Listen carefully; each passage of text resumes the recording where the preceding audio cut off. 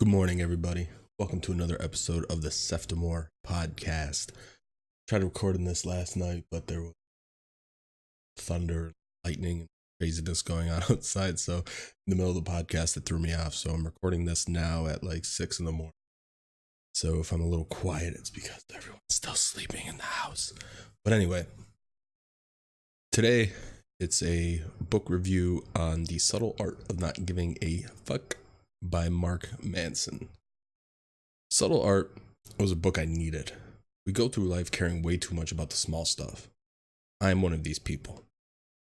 If someone is unkind or starts an argument over nonsense, I dwell on that the entire day. My day could be going great. If one person throws a spoke in that happiness wheel, I can't recover. I thought when I was young that this would go away as I grew up, and to an extent it did. The problem was that as an adult, I would bottle this anger till I exploded, just as in the Seinfeld episode with Serenity Now. It's serenity now, sanity later. Triggered is a word that gets thrown around a lot these days, and I would get triggered by the most minuscule nonsense that people would throw my way. Someone was crapping to me at work, triggered. A person close to me started a confrontation, triggered.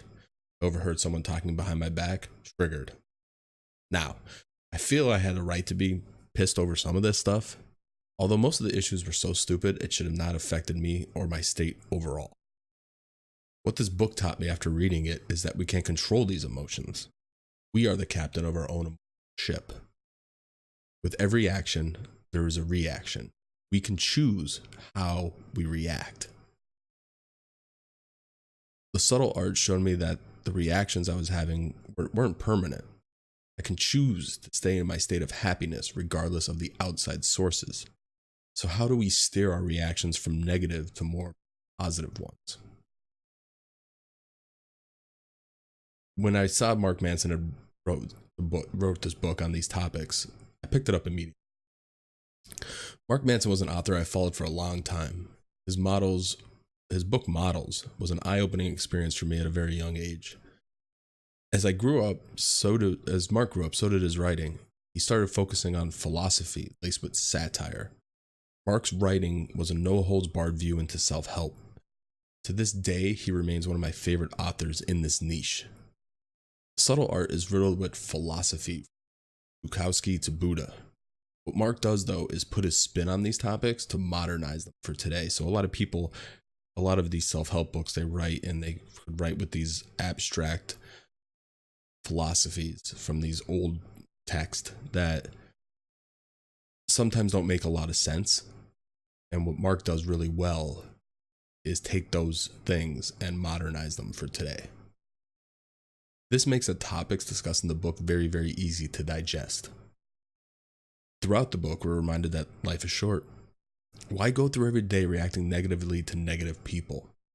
In hindsight, this is giving them what they want while keeping our happiness stifled. Not to mention that our energy levels plummet. We only have so much energy in the day to give to people and our surroundings. Instead of reserving this energy through happiness, we dish it all out and get exhausted over one issue. As I said before, this could be because of negative people or events in your life. We cannot control the world around us, but we can control ourselves. Subtle art teaches us that in order to live a life of happiness, we have to reserve the energy for creating a better life. We only have so much in the tank on a daily basis. Why not learn to control our reactions to small problems and maintain that positive state? In my life, subtle art allowed me to let go. It showed me that these problems we think are horrible aren't as bad as we think. I walk through life now with a more carefree attitude, not allowing my positivity to be hindered by the world around me. People will be people, and bad events will happen. Deal with both, but maintain your happiness from within, not from the outside. Another benefit I got from the book was minimizing complaining. Again, this drains the energy from us, tearing us from being present to the moment. So, let me go off the article here for a second. In my life, the biggest thing that happens is that if everything, how I was, if everything wasn't picture perfect, if everything wasn't matching up, to how I wanted it. If someone threw a spoke, like I said before, in that wheel of happiness, I was done. I was done. I could not recover. Now I look at these things as, number one, thinking from the other side, is this person having a bad day, is things like that. But I also just realized that I'm in control. I'm choosing how to react to these things. And in reality, like, this isn't for my, my personal life, is that most of these things are like a goddamn joke. And it seems to me like I'm looking for something to just occupy my time, and attaching myself to that negativity is what I used to do. And I used to do it a lot. So many things that people could throw your way throughout a day that will just sap you of your energy. And that's what I've learned. I've wrote about this before, but when I can maintain a good state and not let this pettiness, this dumb stuff get to me, I come home, I get a workout in, I could clean the house, and I have energy to do other things. If I let that negativity seep in through outside sources or outside people, I come home and I need that nap. I need to lay down. I can't continue because I'm sapped. It's the same thing as like going to the gym, where when you go to the gym, your energy increases. Where people think, I'm going to go to the gym and be tired when I get. No, because you're in a positive state. You're in the gym. You're feeling good, and that good positive energy flow keeps flowing into your life the rest of the day. So, like I said, with The Subtle Art, this book has taught me that it's not about not caring or not giving up. It's about choosing what you give your attention to. Give your attention to the things that need it. One of the things that I've realized is that, especially with complaining, which I'm going to get into in a second here, is that if I'm not complaining or gossiping or, whatever, then I'm not even talking a lot of the time, because that's so ingrained in our culture that that's how just people talk, that I realize that not only am I using energy for negativity and bullshit, other people are like, well, Seftimor's being really quiet today. He's being really, and it's not that I'm being quiet, I'm just not giving in to what's normalized now. And that's why I think why Gary Vaynerchuk posts so much things about kindness and all that, because it's so weird in this, to not be pissed off about politics or pissed off about the news or pissed off about that. And when you don't give into that, people are going to think you're weird. People are going to think you're weird for not giving into this complaining. I think that's why books like this exist now. So I still feel negative emotions. The difference is I have control over how it affects me. The focus is kept on maintaining energy levels and a good mood versus having the petty destroy my entire day.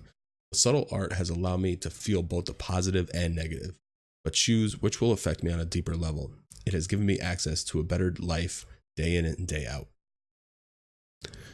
I wrote about this a few years back in my review by the Tim Ferriss book, Tools of Titans. In the book, he has a 21-day challenge to complain. You wear a wristband on your right wrist, and if you complain, you switch the wrist to remind yourself that you complained that day. I never made it a full day. But this exercise reminded me of the fact that I'm giving too much attention to the negative. It reminds me every day using this trick.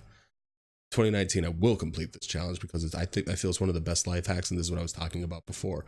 When you're not complaining, you find that you really don't have anything to say a lot, because people feed into this.